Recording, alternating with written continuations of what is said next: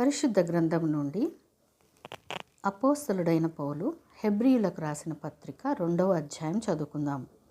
చిన్న మాట ప్రార్థన. పరలోకమందున్న మా తండ్రి, పరిశుద్ధుడా, పరిపూర్ణుడా, నీకే వందనాలు, స్తుతులు, స్తోత్రాలు చెల్లిస్తున్నామయ్యా. ఇదిగో తండ్రి, నీ వాక్య ధ్యానం చేస్తుండగా ప్రభా, నీ జ్ఞానంతో మాకు నింపుమని యేసయ్య పరిశుద్ధ నామం అడిగి వేడుకుంటున్నాం మా తండ్రి. ఆమేన్. పరిశుద్ధ గ్రంథం నుండి అపోస్తలుడైన పౌలు హెబ్రీయులకు రాసిన పత్రిక 2వ అధ్యాయం చదువుకుందాం.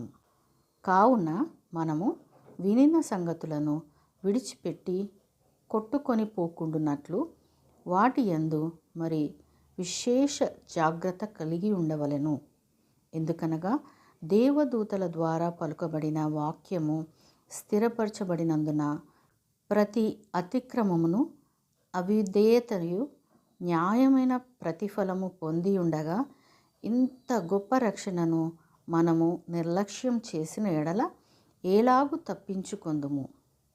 అట్టి రక్షణ ప్రభువు బోధించుట చేత ఆరంభమై, దేవుడు తన చిత్తానుసారంగా సూచక క్రియల చేతను మహత్కార్యముల చేతను నానా విధములైన అద్భుతముల చేతను వివిధములైన పరిశుద్ధాత్మ వరములను అనుగ్రహించుట చేతను వారితో కూడా సాక్ష్యమిచ్చుచుండగా వినిన వారి చేత మనకు దృఢపరచబడెను.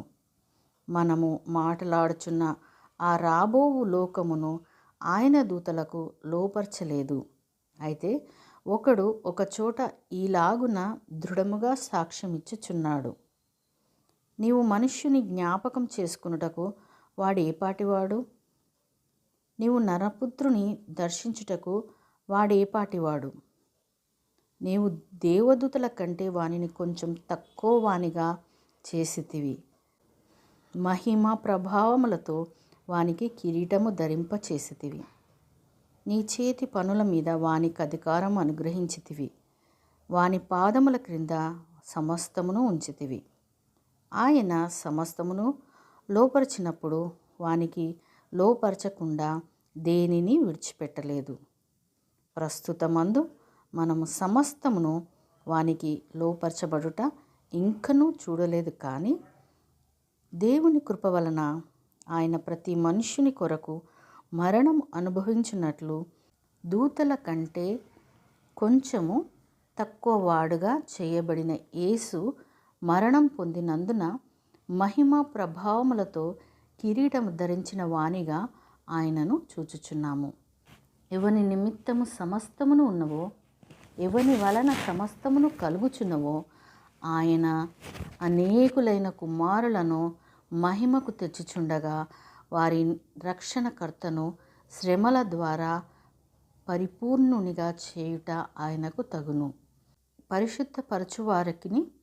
పరిశుద్ధపరచబడు వారికి అందరికీ ఒకటే మూలము.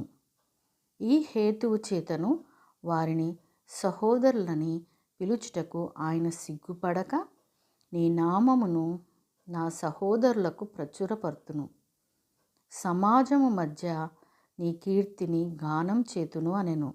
మరియు నేనాయనను నమ్ముకొని ఉందును అనియు, ఇదిగో నేనును దేవుడు నాకిచ్చిన పిల్లలను అనియు చెప్పుచున్నాడు. కాబట్టి ఆ పిల్లలు రక్త మాంసములు గలవారైనందున ఆ ప్రకారమే మరణం యొక్క బలము గలవానిని, అనగా అపవాదిని మరణం ద్వారా నశింపజేయుటకును, జీవితకాలమంతయు మరణ భయం చేత దాస్యమునకు లోబడిన వారిని విడిపించుటకును ఆయన కూడా రక్త మాంసములలో పాలివాడాయెను. ఏలయనగా ఆయన ఎంత మాత్రమును దేవదూతల స్వభావమును ధరించుకొనక అబ్రహాము సంతాన స్వభావమును ధరించుకొని ఉన్నాడు. కావున ప్రజల పాపములకు పరిహారము కలుగజేయుటకై దేవుని సంబంధమైన కార్యములలో కనికరమును నమ్మకమును గల ప్రధాన యాజకుడకు నిమిత్తము అన్ని విషయములలో ఆయన తన సహోదరుల వంటి వాడు కావలసి వచ్చెను. తాను శోధింపబడి శ్రమ పొందెను గనక శోధింపబడు వారికి సహాయం చేయగలవాడై ఉన్నాడు. దేవుడు తన పరిశుద్ధ వాక్యంను మనందరి హృదయంలో ఫలింపచేయునుగాక. ఆమెన్.